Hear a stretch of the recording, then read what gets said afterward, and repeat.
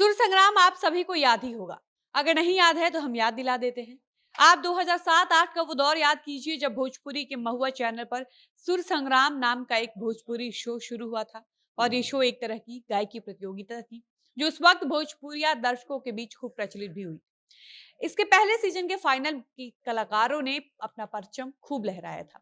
उस वक्त एक और गायक मोहन राठौर तो दूसरी ओर आलोक कुमार थे। दोनों आज भोजपुरी जगत के दिग्गज गायक हैं। बाकी आपको बता दें कि एक बार फिर से सुर संग्राम शुरू हो चुका है और इसी सुर संग्राम के मंच पर मनोज तिवारी ने पवन सिंह की तारीफ करते हुए हाल ही में कहा है कि पवन सिंह भोजपुरी के वो गायक हैं जो पूरी दुनिया में ट्रेंड कर रहे हैं। इतना ही नहीं, बीजेपी सांसद और भोजपुरी गायक नायक मनोज तिवारी ने पवन सिंह की तारीफ करते हुए एक मीडिया कर्मी को इंटरव्यू के दौरान कहा कि पवन सिंह को पावर स्टार सिर्फ हम नहीं कहते, पवन सिंह सच में पावर स्टार है। आप वर्ल्ड रैंकिंग में भी जाकर देखिएगा तो टॉप 6, 7, 8 यानी 6, 7, 8 में आपको पवन सिंह का नाम जरूर दिख जाएगा। मनोज तिवारी कहते हैं कि हम लोगों के पास हमेशा से सीमित संसाधन था, लेकिन हमारे भोजपुरी कलाकारों का जलवा ऐसा है कि आप अगर वर्ल्ड रैंकिंग में जाकर टॉप 30 में भी देखिएगा तो आपको हमारे भोजपुरी इंडस्ट्री के कम से कम 8 से 10 कलाकारों का नाम जरूर दिख जाएगा। मनोज तिवारी आगे कहते हैं कि लेकिन भोजपुरी कलाकारों के लिए सबसे बड़ी दुर्भाग्य की बात ये थी कि टैलेंट होने के बावजूद भी उनको कभी सुर संग्राम जैसा मंच नहीं मिल पाता था। अच्छी माइक नसीब नहीं होती थी, अच्छा स्टेज नसीब नहीं होता था। मनोज तिवारी कहते हैं कि हम लोगों के वक्त इतनी सुविधाएं नहीं थी, सोशल मीडिया नहीं था, नेट नहीं था। हम लोग साधारण माइक में गाना गाकर स्टार बने हैं और आज सुर संग्राम जैसे बड़े मंच पर खड़ा होकर होना और ये सब बोल पाना, ये सब हम लोगों के लिए संभव नहीं था। बाकी आपको बता दें कि मनोज तिवारी जब ये सब बोल रहे थे उस वक्त सुर संग्राम के मंच पर पवन सिंह, मनोज तिवारी, दिनेश लाल यादव उर्फ निरहुआ और प्रदीप पांडे चिंटू भी मौजूद थे।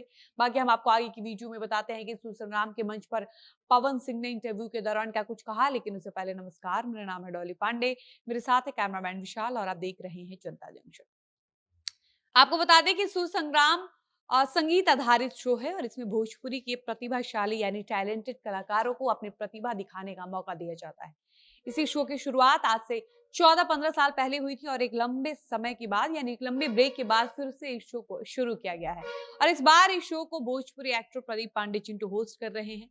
लंबे समय बाद जब ये शो दोबारा शुरू हुआ तो प्रदीप पांडे चिंटू इस शो को लेकर काफी एक्साइटेड नजर आए थे। उन्होंने कहा भी था कि ये शो ये दिखाते हैं कि भोजपुरी कितनी आगे बढ़ रही है। प्रदीप पांडे चिंटू ने कहा कि मैं इस शो का हिस्सा बनकर बेहद खुश हूँ।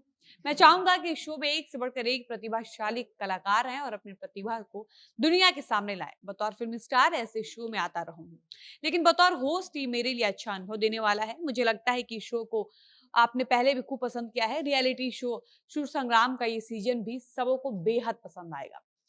इसमें कई नयापन दर्शकों को देखने को मिलेगा, इसलिए अभी से तैयार हो जाइए। बाकी आपको बता दें कि जब ये शो शुरू हुआ तब से पवन सिंह, मनोज तिवारी, निरहुआ, गोपाल राय, यामिनी सिंह भी इस शो के मंच पर आ चुके हैं। और इसी दौरान मनोज तिवारी और पवन सिंह ने इसी मंच पर एक मीडिया कर्मी को इंटरव्यू भी दिया। और इंटरव्यू के दौरान मनोज तिवारी कहते हैं कि भोजपुरी में इस प्रकार के शो की शुरुआत करना ये बहुत अच्छी पहल है, क्योंकि हम लोगों के लिए ऐसे मंच पर चढ़ना और माइक पकड़कर गाना गाना ये सब सपना मात्र था।